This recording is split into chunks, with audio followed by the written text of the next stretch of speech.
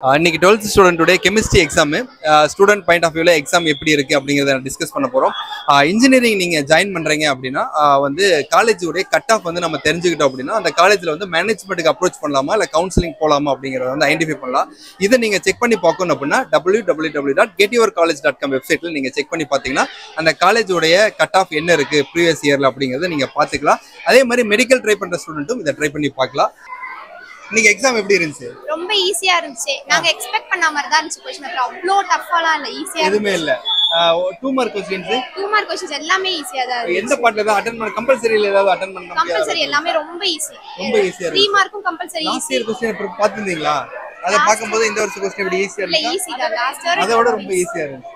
எவ்வளவு மார்க் ரொம்ப ஈஸியா இருந்துச்சு. உங்களுக்கு எவ்வளவு மார்க் வரும் சார்?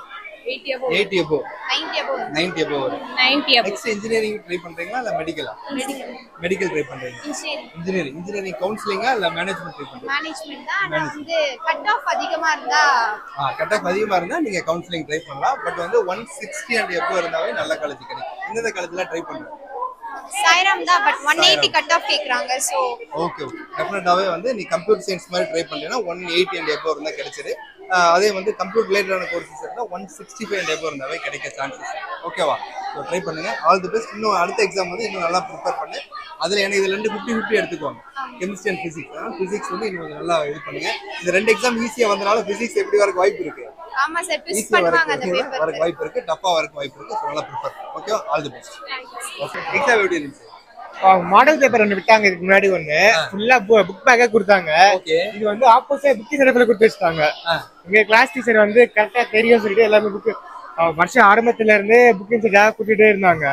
அதை படிச்சுட்டே இருந்ததால எனக்கு வந்து ஈஸியா இருந்தது. ரொம்ப நிச்சயம் சென்டம் எடுத்து வந்தேன். சென்டம் வந்துரு. சூப்பர். இது வரைக்கும் டிஸ்கஸ் பண்ணதுலயே வந்து எல்லா ஸ்டூடெண்ட்டும் 90 above 80 above சொன்னாங்க. சென்டம் வந்து உங்களுக்கு டைம் வந்து கரெக்டா தான் இருந்தது. 2.5 மணி நேரத்துல முடிச்சாச்சு. 2 மணி நேரத்துல முடிச்சிட்டீங்க. எந்த பாட்டுமே டஃப்பாலாம் இல்ல. எனக்கு திரும்ப டஃப்பா இருந்தது. மத்தபடி எல்லாமே எப்படி வரும்னு எதிர்பார்க்கறேன். டஃப்பா வருமா இல்ல ஈஸியா வருமா? படிச்சா ஈஸியா வரும். படிக்கலைனா எல்லாரும் கஷ்டமா அப்படி இல்ல. மேத்ஸ் வந்து ஆல்ரெடி காமன் ஈஸியா தான் இருந்துச்சு. பிசிக்ஸ் ரொம்ப ஈஸியா இருக்கு. கெமிஸ்ட்ரி ரொம்ப ஈஸியா இருக்கு. அப்போ வந்து பிசிக்ஸ் எப்படி இருக்கு? பிசிக்ஸ்ல அப்படி ஈஸியா நினைச்சா நம்ம விட்டுருவோம். ஆனா நம்ம படிச்சு ஆகணும். அதுக்கும் ஈக்குவலா போட்டாகணும். Okay super. All the best. Thank you sir. அடுத்த எக்ஸாம்ல சென்டம் வாங்க. Thank you sir. Bye sir. அடுத்த எக்ஸாம் வந்து பிசிக்ஸ் வந்து ஈஸியா வருதா கஷ்டமா வருதுங்கிறத நம்ம வெயிட் பண்ணி பார்ப்போம். கெமிஸ்ட்ரி எக்ஸாம் பொறுத்த வரைக்கும் ஸ்டூடெண்ட்டுக்கு வந்து ரொம்ப ஈஸியா வந்திருக்கு. ஸோ கண்டிப்பா கட் ஆஃப் இன்க்ரீஸ் ஆயிருக்கு. நிறைய சான்சஸ் இருக்கு. All the best. தேங்க்யூ.